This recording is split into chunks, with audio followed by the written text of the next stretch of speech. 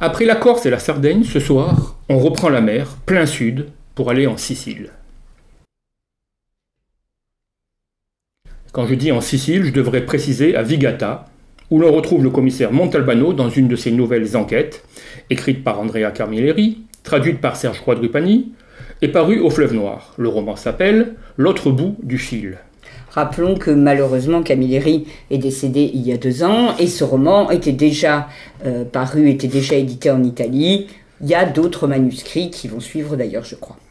Oui, en effet. Et quand j'ai dit Camilleri l'a écrit, ce roman, c'est un abus de langage.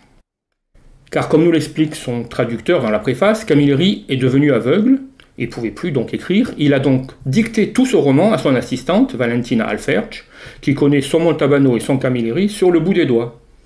Mais rassurez-vous, cela reste un véritable Camilleri avec toutes les saveurs que vous connaissez sûrement.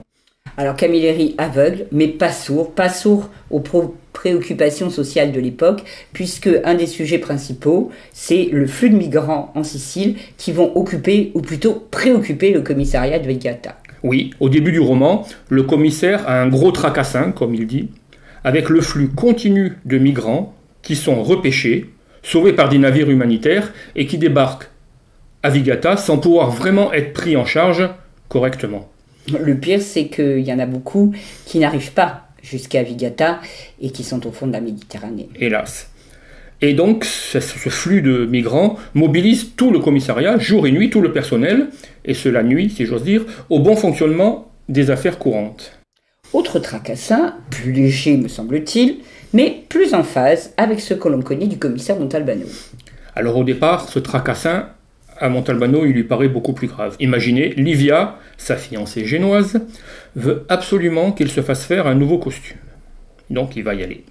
Mais les vrais ennuis commencent après le premier essayage. Myriam, la patronne de l'atelier de couture, se fait sauvagement assassiner d'une vingtaine de coups de ciseaux de couture.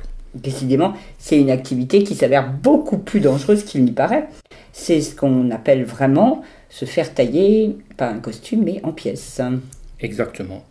Et si Montalbano, on le voit bien, ne tient pas particulièrement à ce costume, il aimait bien Myriam. Surtout qu'elle était fort jolie. Et il est très sensible au charme féminin. Et en plus, Myriam l'avait aidé un soir à traduire les paroles des migrants qui avaient débarqué d'un de ses bateaux. Il va donc tout faire pour trouver son meurtrier ou sa meurtrière à l'aide de Fazio, Cattarella et les autres. Qui, on le rappelle, sont les incontournables du commissariat. Fazio, c'est un flic qu'on connaît depuis longtemps. Et puis il y a Cattarella le calamiteux, qui nous fait tant rire avec son Talien. Et puis ces incompréhensions chroniques qui sont carrément devenues légendaires. Et pendant ce temps, en Sicile, les migrants continuent à mourir au large des côtes. Oui, parce que Camilleri, il nous a habitués depuis longtemps, il nous raconte sa Sicile, la Sicile contemporaine, sans parler jamais vraiment de la mafia. Il y a bien d'autres préoccupations. Ceci dit, ce roman paraît très très noir par rapport à d'autres. Oui, tout à fait. C'est l'un des plus noirs depuis Le voleur de goûter, il y a presque une vingtaine d'années. Ah oui. Même si on retrouve, heureusement, tout ce qui fait le charme des enquêtes du commissaire. Les facéties involontaires de Cattarella, les engueulades au téléphone avec Livia, la façon dont il s'amuse à berner le questeur qu'il déteste, et, sans oublier bien évidemment, les repas pantagruéliques que Salvo va prendre chez Enzo. On le verra même dans ce roman déguster avec circonspection un thé à la menthe, lui qui serait plutôt vin blanc ou bon whisky. Mais Montalbano reste tout le long de l'enquête très préoccupé par ce flux migratoire que rien ne semble pouvoir tarir. Ce qui est vrai et ce qui préoccupe pas que Montalbano, plus d'un Italien, plus d'un Européen, à part peut-être quelques hommes politiques. Camilleri, on le sent, a un peu perdu de sa foi en l'humanité. Et cela se ressent dans l'écriture comme dans le récit, où moins de scènes prêtes à rire. De plus, si je me souviens bien, dans les précédents, son âge commençait à se faire sentir, et puis ce poids de l'âge, ça donnait une nostalgie, ça donnait un ton déjà moins gai, on va dire.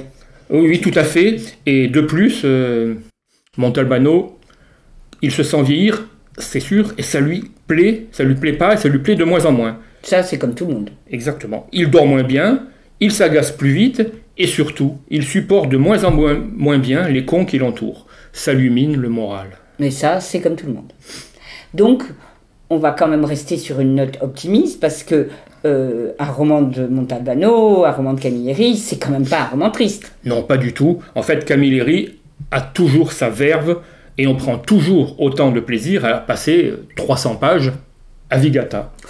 Je pense que c'est un beau voyage qu'on vous propose et que Camilleri vous propose pour cet été. Bonsoir. Bonsoir.